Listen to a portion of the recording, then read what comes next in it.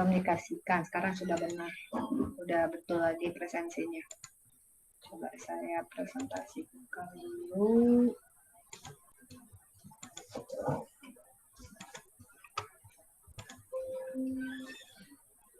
Hari ini, nih udah kelihatan belum ya? TKS 3433 minus 189471. Ya, silakan absen dulu.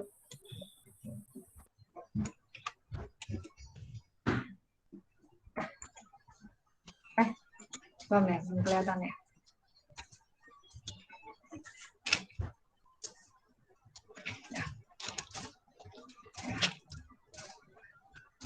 Oke. Saya masukkan ke dalam itu ya. Masukkan ke dalam classroom.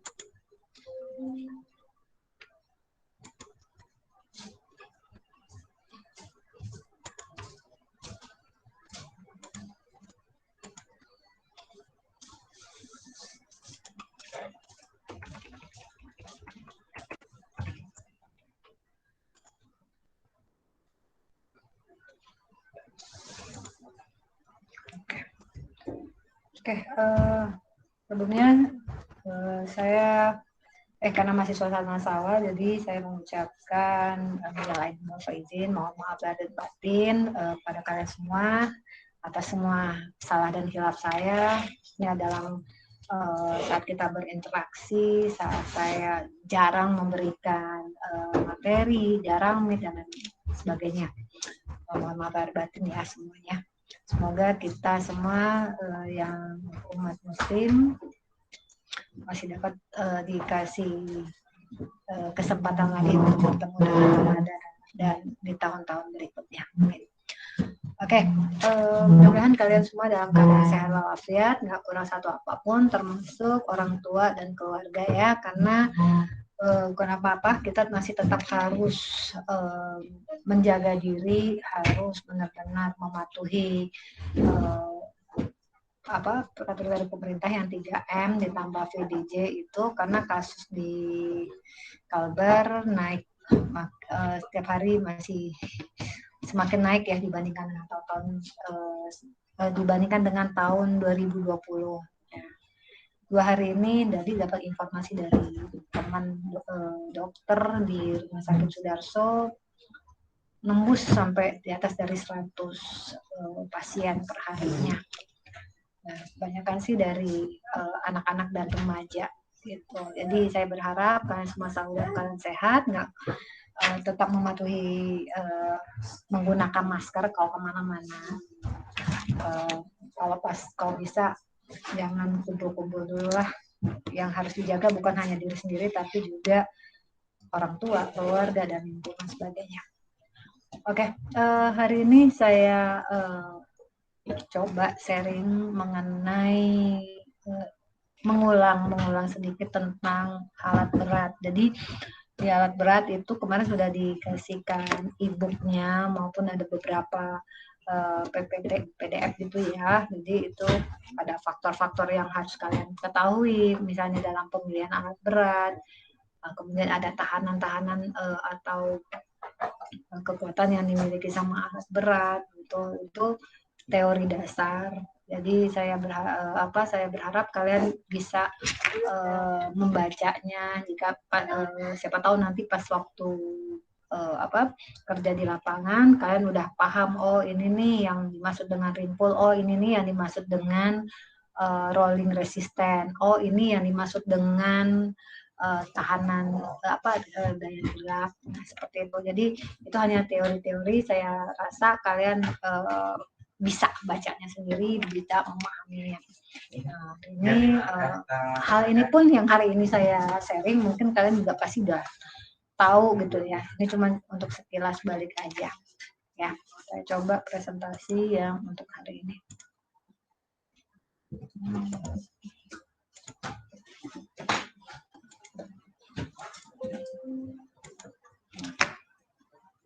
Nah, ini untuk metode pelaksanaan ya. Nah, ya, ini teori aja tentang alat berat. Kenapa alat berat itu diciptakan gitu atau didesain ya, gunanya ya salah satunya untuk mempercepat ya, fungsinya itu mempercepat, membantu manusia dalam melakukan pekerjaan yang sangat sulit dilakukan oleh manusia. Biasanya dia didesain untuk proyek konstruksi yang sifatnya berat kalau dikerjakan oleh manusia. Nah, kalau alat berat ini dia bisa karena sudah dikerjakan secara mekanis gitu ya. Jadi dia caranya itu bisa dengan cepat, kemudian hemat juga. Hemat ini bukan berarti hanya hemat dalam biaya, tapi juga hemat dalam waktu pengerjaannya, waktu pelaksanaannya, dan mutunya itu lebih jelas dibandingkan kalau misalnya dikerjakan sama manusia. Gitu. Dan aman gitu ya. Dan ekonomis juga karena berkaitan dengan pelaksanaan, waktu pelaksanaan. Nah, dalam pemilihan alat ini kita lakukan dari tahap perencanaan, ya. Tahap perencanaan yang dilakukan oleh pihak kontraktor tentunya. Jadi perencanaan kalau di perencanaan di owner di awal itu memang dilakukan oleh konsultan perencanaan. Tapi pada saat kita sudah ingin mengikuti proses tender ya, waktu procurement itu kita sudah harus masukkan metode pelaksanaan, metode pekerjaan apa sih yang akan kita gunakan di lapangan. Nah, salah satunya dia akan kita harus menuliskan alat-alat apa aja yang akan kita gunakan. Nah, alat-alat itu bisa kita dapatkan dengan cara kita punya, emang kita beli, atau kita bisa sewa. Gitu. Sewanya kan macam-macam, apakah sewa dengan dengan dinas PU atau kita sewa dengan supplier yang khusus untuk alat-alat berat gitu ya. Nah, itu macam-macam. Nah, pada saat itulah di perencanaan dari pihak kontraktor pemilihan ini sudah harus dilakukan. Nah, nanti dijelaskan juga tuh jenisnya apa-apa aja. Misalnya jenisnya eskavator gitu ya, eskavator yang dipakai misalnya yang jenis backhoe, kemudian ada backhoe shovel, atau misalnya pakai dump truck dengan kapasitas baketnya sekian, seperti itu. Itu dijelaskan jenisnya, tipenya, kemudian jumlah yang diperlukan itu berapa itu untuk mengerjakannya. Dan tentu saja kapasitas alat harus dicantumkan. Ya, gitu. Nah, kenapa pemilihan peralatan ini seperti tadi yang awal ya saya bilang ada di teori itu, ini benar-benar harus kita lihat ya, pemilihannya itu benar-benar harus kita cerna gitu, karena nanti ada hubungannya dengan lokasi ya kan, lokasi pekerjaan itu, kemudian jenis pekerjaan apa yang harus dilakukan. Nah, kalau misalnya beda antara alat yang akan digunakan dengan pekerjaan kita, takutnya nanti malah jadi timbul kerugian gitu kan, karena ternyata alatnya nggak cocok nih gitu, alatnya nggak cocok untuk lokasi ini, misalnya kita pakai alat yang pakai roda ban gitu kan nggak bisa untuk di tanah yang misalnya berpasir, misalnya untuk pekerjaan pekerjaan pembuatan pengaman pantai, jadi mau nggak mau dia harus pakai crawler gitu kan. Nah, misalnya seperti itu, supaya dia nggak benam gitu ya, kata orang Pontianak. Atau misalnya kita jenis bucket atau jenis blade lah kalau untuk traktor. Nah, jenis blade itu kan macam-macam, ada yang bentuk S, ada yang bentuk U, dan lain sebagainya. Itu harus disesuaikan dengan apa sih yang akan kita kerjakan. Kalau misalnya traktor kan dia akan melakukan pekerjaan land clearing. Nah, kita lihat di sana land clearingnya tuh jenisnya apa, apakah pohon gede ataukah hanya semak belukar, itu kan pasti beda-beda penggunaannya, atau runtuhan bangunan, nah itu pasti beda juga. Nah ya, jadi supaya menghindari kerugian kita harus benar-benar paham dalam pemilihan peralatan ini, ya gitu. Kalau timbul kerugian akhirnya nanti menimbulkan keterlambatan juga ya, keterlambatan dalam pelaksanaan. Otomatis kalau sudah terlambat, biaya akan nambah banyak, akan membengkak, dan hasil yang diinginkan yang tercantum dalam dokumen kontrak itu tidak sesuai gitu. Nah, ini malah nanti jadi sengketa yang dimasalahkan oleh si ownernya. Nah, pedoman analisis harga satuan pekerjaan bidang pekerjaan umum, bidang PO, ini ada di Permen PU tahun 2013.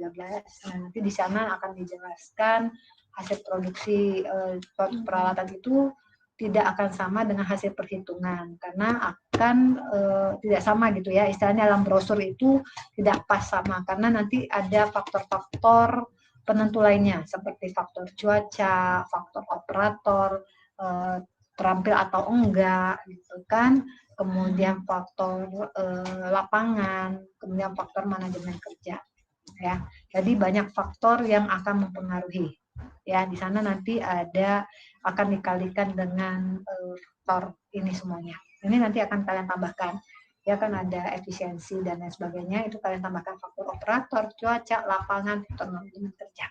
Jadi bukan hanya satu faktor aja. Nah, ini faktor yang harus kita perhatikan supaya nggak terjadi kesalahan dalam pemilihan alat. Yang pertama itu adalah fungsi, ya. Fungsinya itu kerjanya untuk apa, gitu. Karena ini macam-macam peralatan pasti mempunyai fungsi yang beda-beda juga, ya. Gitu. Kemudian yang kedua, kapasitas peralatan. Nah, kapasitasnya juga selain fungsi, dia juga mempunyai kapasitas tersendiri. Nah, misalnya kayak dump truck, ada yang modelnya rekaman, ada yang modelnya logging, ada yang modelnya truk-truk yang biasa lewat di jalan itu kan, kapasitasnya pasti beda-beda. Nah, ini nanti masing-masing, walaupun namanya judulnya sama, dump truck, tapi harus diperhatikan juga soal kapasitas. Gitu. Kemudian cara beroperasinya itu bagaimana. Nah, ini juga yang harus kita perhatikan. Kemudian pembatasan dari metode kerja yang digunakan. Kemudian masalah ekonomi, jenis proyeknya, kemudian lokasi proyek di mana, jenis dan daya dukung tanah di lapangan itu bagaimana, gitu kan? Nah, itu mempengaruhi, termasuk kondisi lingkungan. Nah, ini prinsip dasar dari perhitungan produksi kerja alat berat. Nah, yang pertama itu adalah kita menghitung, di mana buku saya lupa, menghitung kapasitas aktual. Nah, kapasitas aktual itu tergantung dari blade maupun bucket. Nah, ya ini tercapainya mangkok, padahal bukan hanya mangkoknya, ini mangkok atau bucket. Ya, dump truck itu yang ada di belakangnya itu ya, blade-nya juga. Nah, menghitung kapasitas aktual. Ini tergantung dari ukuran bucketnya yang beda-beda pada setiap alat. Attachment-nya itu pasti beda-beda. Kemudian kita menghitung waktu siklus. Nah, kalau di alat berat itu memang ada waktu siklus. Waktu siklusnya itu ada dua macam yang kita kenal ya. Ada waktu siklus alat dan ada waktu siklus sistem. Kalau waktu siklus alat itu satu alat aja kita hitung. Misalnya kayak tadi ekskavator lah ya, kita pilih yang misalnya model backhoe. Jadi waktu siklusnya itu pada saat dia di lokasi ekskavator, misalnya kita untuk pekerjaan penggalian, ya penggalian yang di bawah, tanah yang di bawahnya. Jadi pada saat tangannya masuk, nah, kalian bayangin aja, gitu. Bayangkan tangannya masuk pada saat mau menggali, nah itu satu waktu siklusnya. Kemudian tambah lagi waktu dia swing atau berayun untuk sambil waktu dia gali, waktu dia mengangkat hasil galiannya, kemudian dia swing ke lokasi yang tempat untuk menumpahkan hasil galian, ya kan ada 3. Kemudian waktu untuk dia menumpahkan, nah itu ditambahkan lagi, dan ditambah waktu swing kembali untuk ke lokasi tempat digali. Nah, itu waktu siklus per satu alat backhoe. Nah, kalau misalnya dump truck, truk itu waktu siklusnya pada saat dia ada di quarry atau di lokasi ya, tempat dia waktu dia memuat memuat muatan, itu yang pertama. Kemudian pada saat dia diisi dengan muatan-muatan, itu tambah lagi. Kemudian tambah lagi pada saat dia pergi ke lokasi kerja.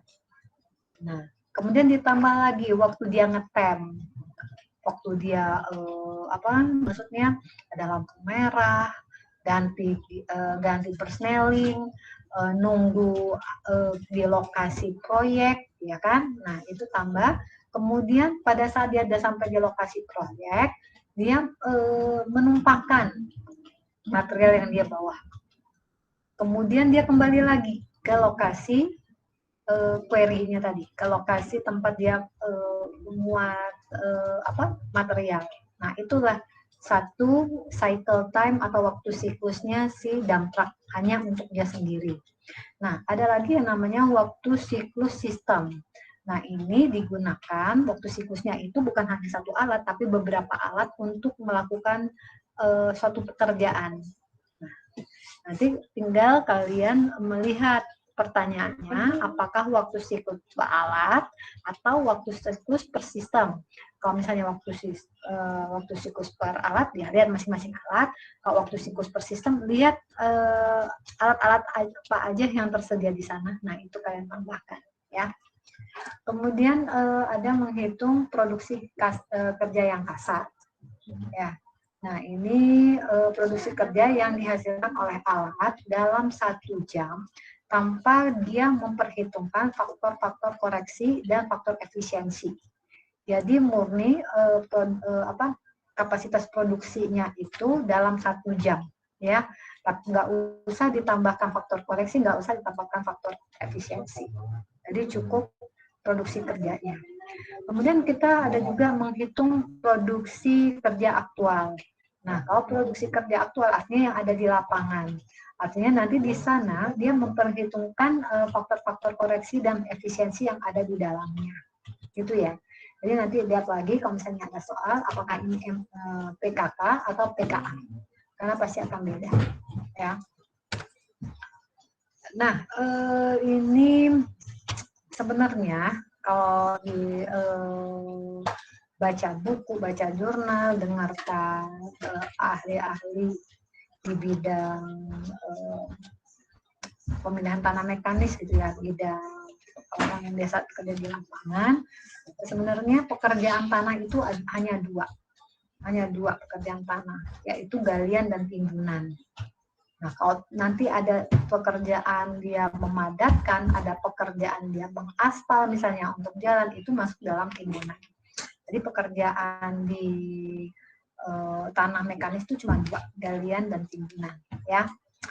Nah, ini diagram konstruksinya. Jadi kalau misalnya galian itu kita lihat lagi apakah sesuai dengan standar mutu yang ditetapkan di dalam dalam dokumen kontrak. Ini sudah memenuhi atau belum. Kalau misalnya sudah memenuhi, kita akan lanjutkan ke kegiatan lain. Tapi kalau misalnya belum memenuhi, dia harus kembali lagi. Gitu. Lihat lagi. Nah, kalau misalnya untuk timbunan, dilihat lagi ini. Timbunan, apakah timbunan untuk bahan setempat, ataukah timbunan dengan menggunakan bahan pilihan, ya, kemudian bahan pilihan untuk timbunan di atas tanah yang jelek, karena pasti akan beda. Gitu. Kemudian ada lagi bahan pilihan untuk timbunan di atas tanah yang berawa, itu akan beda lagi. Gitu. Tanah yang jelek belum tentu dia dirawa, gitu. Tapi dia kualitasnya emang nggak bagus. Nah, nanti dilihat lagi ini timbunannya yang mana satu, ya. Dan dilihat lagi gimana dengan sumber material uruknya, kemudian dilihat lagi hasil galian setempat. Nah, hasil-hasil seperti ini dibandingkan lagi dengan standar mutu yang diinginkan dalam dokumen kontrak. Dengan cara nanti kita ada uji lab, gitu. Ada uji mutu CBR, kan. rekaman, dan lain sebagainya. Nah, jika sudah uji lab, baru kita melakukan uji di lapangan. Nah, uji coba di lapangan. Nah, inilah yang akan dilakukan kalau misalnya nanti kalian kerja di lapangan. Seperti ini. Ini kebanyakan yang untuk pekerjaan tanah itu banyak dilakukan untuk pekerjaan jalan, pekerjaan jembatan ya. Kalau gedung ada, tapi nggak terlalu banyak. Seperti inilah. Tetap ini kalau udah berkaitan dengan pekerjaan tanah ya, ini yang akan dilakukan. Nanti ada lihat jenis dan kelayakan alat penghampar, kemudian nanti dilakukan uji coba penghamparan, baru kita trial error tebal penghamparan gitu ya, baru kita kalikan dengan faktor konversi tebal. Yang gitu juga dengan pemadatan, nanti ada trial error di tebal pemadatan. Nah, lihat lagi dari lab. Nah, uji lapangan itu harus di atas dari 90% CBR yang ada di lab. Dan itu juga dengan gamma dan omega optimalnya ya. Ini harus jelas. Ini untuk jalan, untuk pekerjaan jalan. Jadi sesuai ini bahan timbunan untuk konstruksi memenuhi standar mutu. Dilihat lagi nih di sini. Ya. Nah, ini lanjutannya. Nah, ini baru aktivitas konstruksi. Ada aktivitas konstruksinya. Ada 4 tahap di sini. Ada tahap pertama yaitu pengadaan material timbunan, ada tahap 2 pengangkutan material timbunan, ada tahap 3 penghamparan material timbunan, dan tahap keempat pemadatan material timbunan yang terhampar. Tentu saja sebelum masuk sampai tahap 2, 3, 4 kita harus melalui tahap dari awal. Tahap 1 dulu, baru ke tahap 2, baru tahap 3, dan tahap 4. Ya, intinya semuanya adalah di standar mutu dan uji lab. Ya, kita menguji antara yang ada di lab, yang kita dapatkan dari lab, dan ada di lapangan. Itu harus sesuai dan memenuhi standar mutu yang tercantum dalam dokumen kontrak. Gitu. Ya. Nah, ini persyaratan bahan. Persyaratan bahan yang jelas ya, tetaplah memenuhi spesifikasi yang berlaku, kemudian memenuhi ukuran, pembuatan, jenis, dan mutu. Nah, biasanya untuk pekerjaan jalan, jembatan itu kan adalah infrastruktur ya. Infrastruktur itu artinya kaitannya bangunan gitu ya, apa pekerjaan konstruksi yang dikhususkan untuk memenuhi kebutuhan masyarakat banyak, memenuhi kebutuhan masyarakat lah ya. Ya, sifatnya kalau infrastruktur itu publik, jadi memang dimiliki sama negara, otomatis ownernya adalah pemerintah, dalam hal ini adalah PU biasanya. Kalau jalan jembatan di Bina Marga. Nah, seperti itu. Jadi ceritanya nanti kontraktor harus menyerahkan kepada direksi pekerjaan bahan-bahan yang akan digunakan. Nah, artinya larinya nanti ke pemerintah.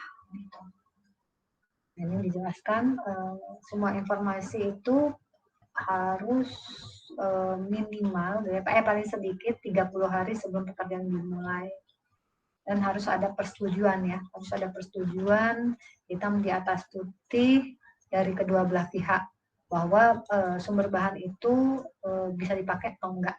Kalau misalnya bisa, oke lanjut kerja, tapi kalau nggak bisa artinya dia harus diganti lagi.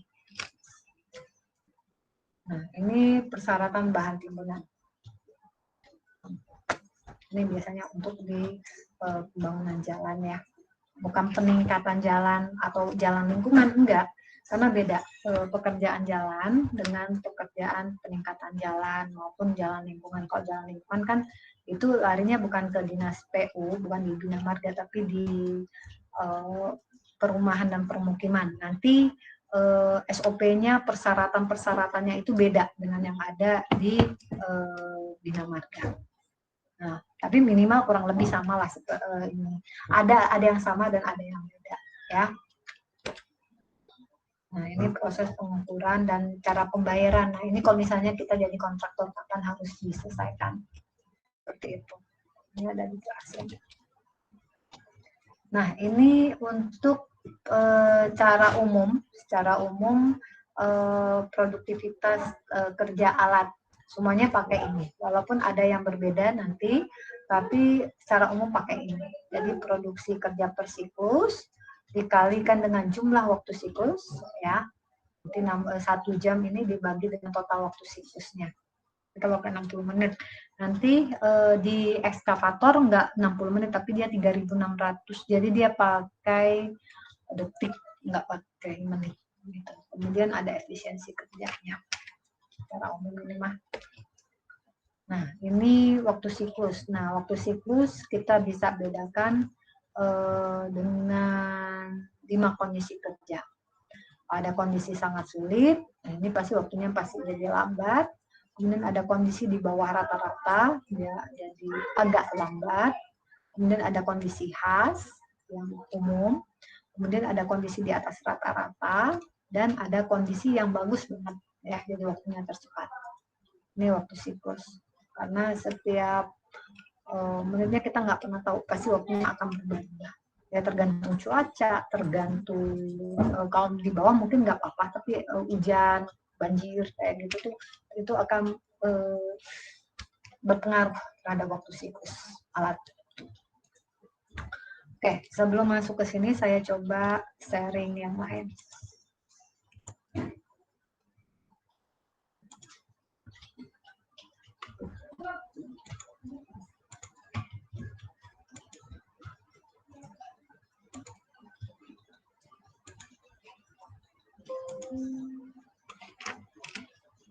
Nah, sebelumnya.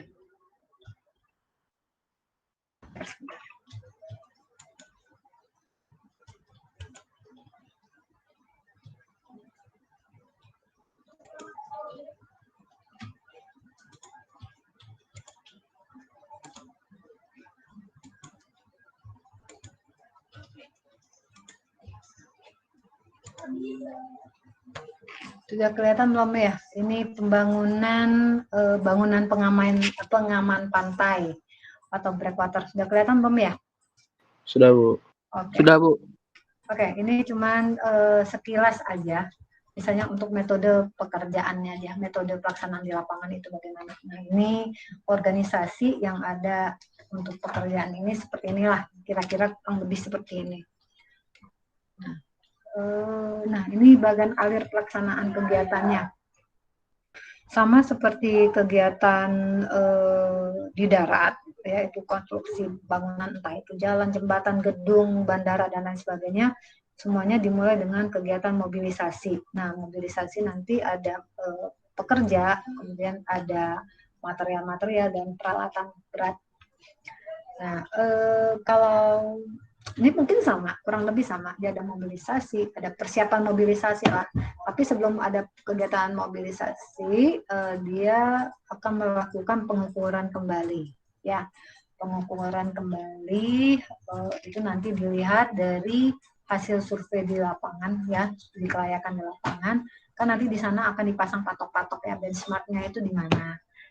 Disamakan antara yang ada pada saat survei awal dengan pada saat mau melakukan pelaksanaan, ya. Ini harus kita ukur kembali karena kadang-kala tuh suka terjadi pergeseran gitu kan, pergeseran patok-patoknya dan benchmarknya itu nanti diukur kembali. Nah, ini pada saat mobilisasi, ini teorinya aja. Kita akan baca aja. Nah, ini setelah dilakukan pengukuran ulang, kita baru melakukan pembersihan lokasi. Nah, nanti pembersihan lokasi itu tergantung dari jenis alat yang dipakai dan lokasinya itu seperti apa. Nah, biasanya kalau untuk bangunan pelindung pantai itu kan adanya di atas pasir gitu ya. Ada pasir, kemudian ada perumahan rakyat ya, nelayan-nelayan itu yang ada di sekitar sana. Nah, itu harus kalian kasih pembatasnya ya, bikin bau pelangka atau polistein mah malah diloncatin kali. Nah, kembali lagi ke pembersihan lokasi. Nah, kebetulan di sini pembersihan lokasinya artinya dia nanti melihat apakah ada batu-batu besar, apakah ada pohon-pohon kelapa yang biasanya tumbuh di apa namanya di pantai dan lain sebagainya. Nah, kalau di gedung nanti apalagi beda lagi ceritanya. Kalau di jalan, jembatan, itu pembersihan lokasi tetap harus dilakukan ya. Setelah kita melihat pengukuran ulang, bukan melihat tapi melakukan pengukuran ulang. Nah, setelah dilakukan pembersihan lokasi, kemudian kita melakukan kita buat apa namanya ya, workshop lah di situ, apa semacam bengkel lah. Kalau kebetulan ini dia cetak kubus betonnya di dekat situ, di dekat lokasi proyek. Jadi dibuat ini lah workshopnya atau apa namanya ya, bukan bengkel sih ya, tempat kerjanya lah untuk mencetak kubus. Nah, setelah terjadi percetakan kubus, kita juga sambil berjalan kita melakukan pekerjaan galian tanah berpasir. Nah, tentu saja harus sesuai dengan spesifikasi teknis dan gambar kerjanya. Gitu. Nah, seperti ini. Ya, ini melakukan pembersihan lokasi. Di sini bisa kelihatan. Ya, bisa kelihatan dia menggunakan alat berat yang menggunakan jenis backhoe, ya kan? Ini jenisnya backhoe dengan roda dan rantai baja atau crawler. Ya, dia melakukan pembersihan lokasi seperti ini. Nah, ini. Nah, pembersihan lokasinya apakah semak, beton, dan lain sebagainya. Ini harus diawasi supaya mempelancar pekerjaan, ya, mempelancar pekerjaan. Nah, tentu saja harus ada konsultan pengawas di sana untuk mengawasi pekerjaan kita. Nah, kemudian melakukan percetakan kubus beton. Nah, seperti ini nih yang saya bilang. Kita emang ada yang bertugas untuk mencetak beton, tapi kalau udah digangguin dengan masyarakat seperti ini, anak-anak kecil lah dimasukin, apakah di sini lalu lah nanti spesifikasinya nggak jelas. Jadi emang benar-benar yang benar ini seharusnya di apa namanya, ditutup ya untuk umum gitu. Tapi yang namanya kita konstruksi ini kan emang hubungannya dengan masyarakat ya, kali ini yang memang agak susah, sering terjadi dan susah untuk dihindari. Pandai-pandai kita lah nanti bilang ke mereka. Nah, ini pekerjaan galian tanah berpasir. Nah, ini balak-balak betonnya sudah jadi. Ini galian tanah berpasirnya untuk meletakkan balak-balak itu tadi, ya, supaya untuk menjadi pelindung pantai. Nah, setelah dilakukan penggalian pasir tadi ya, tanah berpasir, baru dilakukan pekerjaan pemasangan geotekstil. Nah, mungkin di sini si ownernya minta pakai geotekstil.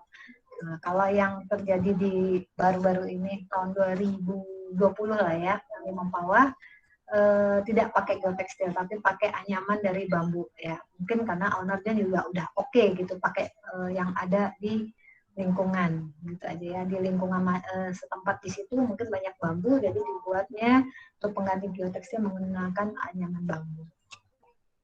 Nah, seperti ini. Setelah dilakukan pemasangan geotekstil, baru dilakukan pemasangan kubus dan kemudian dimasukkan juga batu kosong. Tentu saja semuanya harus sesuai dengan spesifikasi teknisnya. Nah, ini geotekstilnya seperti ini. Baru dimasukkan batu-batu kosong. Nah, ini gambarnya ya, gambar kerjanya seperti ini. Masukkan batu kosong, baru ditimpa lagi dengan kubusnya. Bentuk seperti ini. Nah, seperti itu. Kalau diminta dalam dokumen kontraknya itu kubus, ya kita buat kubus. Gitu. Ini kubusnya 50 kali 50 kali 50. Kalau diminta bentuknya persegi panjang, ya kita buat persegi panjang. Ya, volumenya dihitung lagi. Kalau diminta tetrapod, dibuat tetrapod.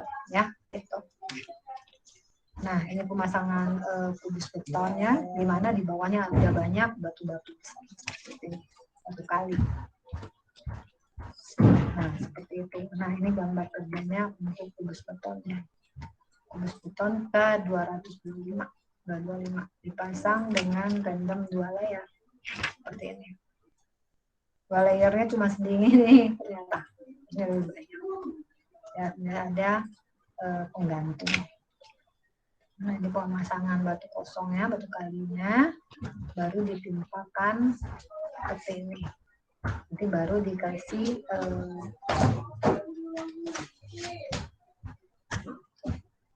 bentar. Mohon maaf ya anak-anak di rumah ribut. Nah, baru dilakukan plesteran dan siaran. Nah, kayak gitu pasang batu kali, kemudian setelah selesai baru kita plester pekerjaan kita. Semuanya tentu saja sesuai dengan spesifikasi teknis. Seperti ini dan ada siaran juga di sini. Nah, istilah-istilah seperti ini ya kita juga harus tahu. Saya juga baru tahu ada yang namanya siaran, taunya plesteran. Allah.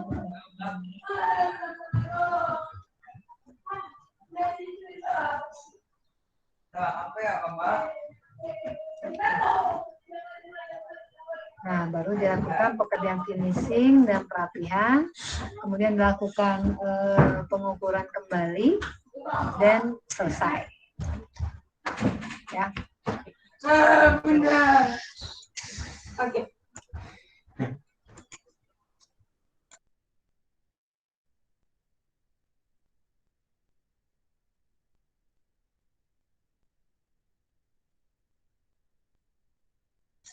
Oke, saya lanjutkan dengan yang tadi ya. Kalau tadi diagram alir dan kira-kira seperti itulah jenis-jenis pekerjaan yang apa? Kalau orang teknik emang enaknya ngomongnya pakai diagram alir ya, dibandingkan dengan pakai per kata-kata.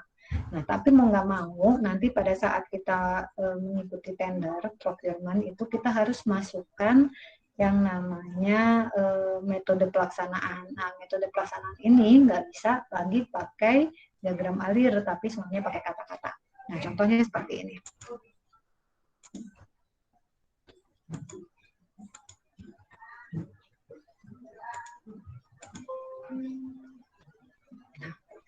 Nah, pada saat kita pada saat pembukaan tender ya atau pekerjaan procurement gitu ya, apa tadi mau ngomong sampai lupa. Oh iya, kita kan nanti ownernya akan memberikan pengumuman nih, oh ini ada pekerjaan A gitu, misalkan kontraktor kualifikasi ini entah kecil, entah besar, entah menengah gitu ya, kita akan masukkan penawaran. Nah, kita sebagai kontraktor kita akan memasukkan penawaran kerja, ya kan? Kita baca apa yang di proyeknya, jenisnya proyeknya apa, maunya bagaimana dan sebagainya. Kita masukkan dalam dokumen penawaran, gitu ya. Dokumen penawarannya ini salah satu yang harus dimasukkan adalah metode pelaksanaan pekerjaan. Nah, modelnya seperti ini nih. Nanti kop perusahaan kalian, nah, kan nanti jadi pengusaha apa kontraktor penyedia jasa yang hebat-hebat semuanya. Nanti kop perusahaan kalian. Kemudian nanti ada judulnya metode pelaksanaan pekerjaan, nama proyeknya apa. Nah, kebetulan ini pakai yang saya dapat dari literatur pakai paket. Jadi dia biasanya nama paket. Boleh juga nanti nama proyek atau nama pekerjaan.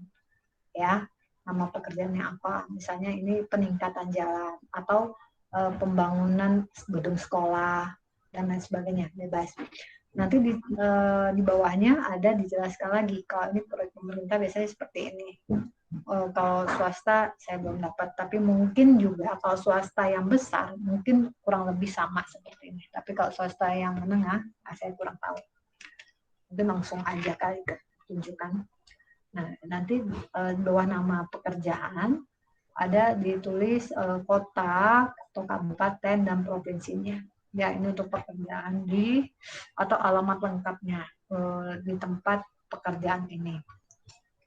Nah, pada metode pelaksanaan pekerjaan ini nanti ada terdiri dari berbagai macam bab lah ya. Yang pertama itu ada bab pendahuluan, nanti ada bab metode pekerjaan dan lain sebagainya. Nah, kita satu-satu di sini untuk pendahuluan ya, metode pelaksanaan pekerjaan yang pertama itu adalah pendahuluan. Nah, ini harus dijelaskan nih latar belakang mau ikut proyek mau ikut tender ini karena apa gitu ya. Nah, misalnya seperti inilah kata-katanya. latar belakangnya bagaimana. Nggak usah panjang-panjang, cukuplah 1-2 paragraf gitu ya. Kemudian maksud dan tujuan untuk mengikuti pekerjaan ini apa. Ya, mudah-mudahan kan bisa. Nah, ini mah gampang. Bagian teknik mah gampang, sipil. Nah, kemudian selain pendahuluan ya, latar belakang dan maksud tujuan, juga nanti ada lokasi pekerjaannya. Nah, lokasi pekerjaannya ini berada di mana gitu ya, dijelasin gitu.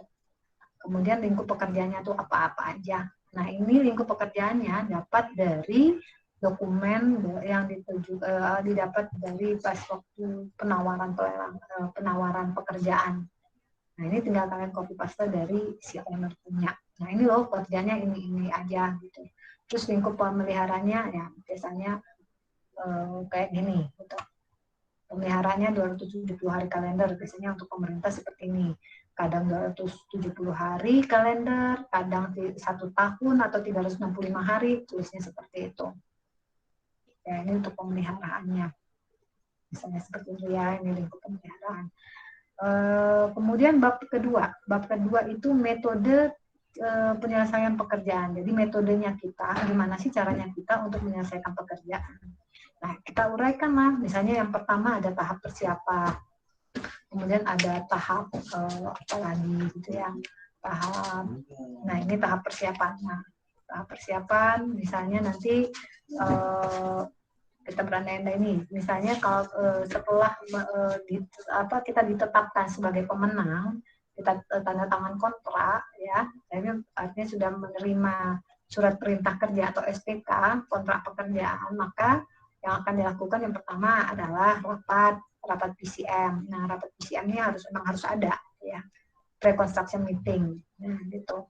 Nah, karena di dalam rapat PCM kita akan membuat RMK-nya ya, RMK apa namanya?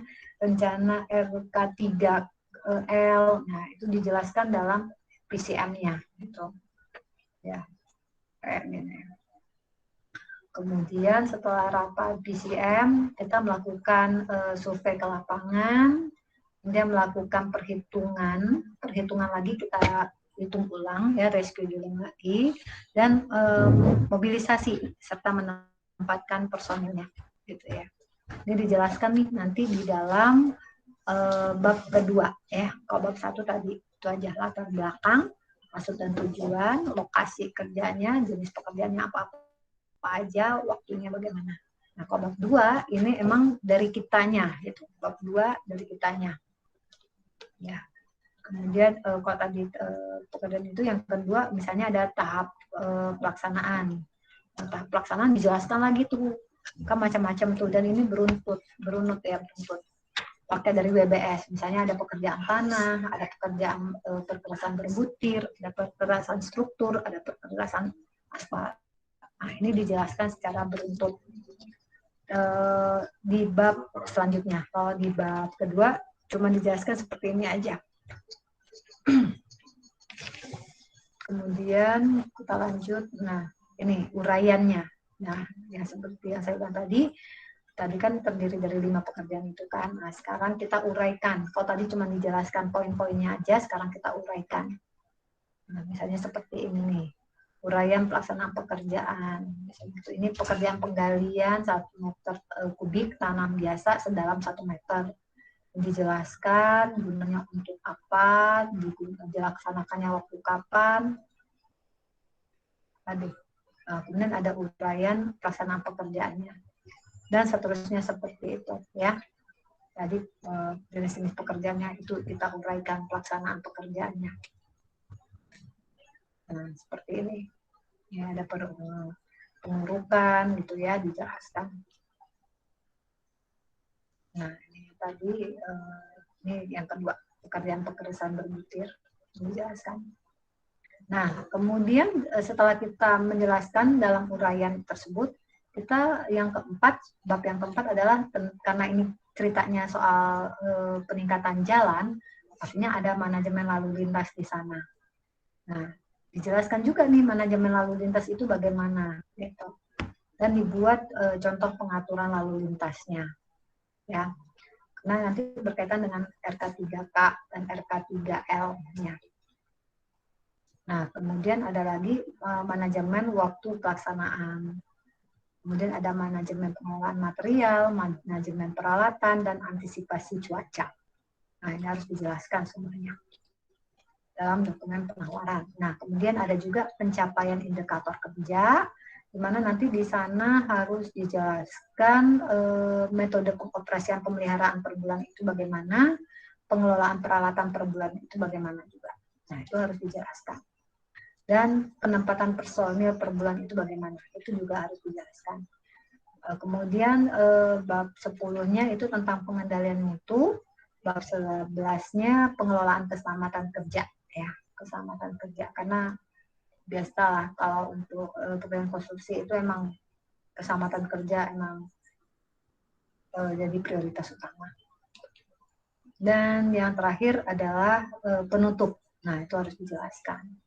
Baru dibuat ini misalnya kita Pontianak atau di mana tanggal berapa dibuat oleh PT siapa gitu kan, terus nama kalian sebagai direkturnya, ya. Demikian sih materi hari ini, mudah-mudahan ada manfaatnya buat kalian. Gitu. Nah, kalau misalnya dari yang saya sampaikan, nanti saya kasih video, kemudian kalian buat dokumen penawaran seperti itu, kalian bisa nggak ya? Nah, mudah-mudahan bisa lah ya. Mudah-mudahan bisa. Nanti video hari ini saya sampaikan, rekamannya saya sampaikan, kemudian tugas juga saya sampaikan.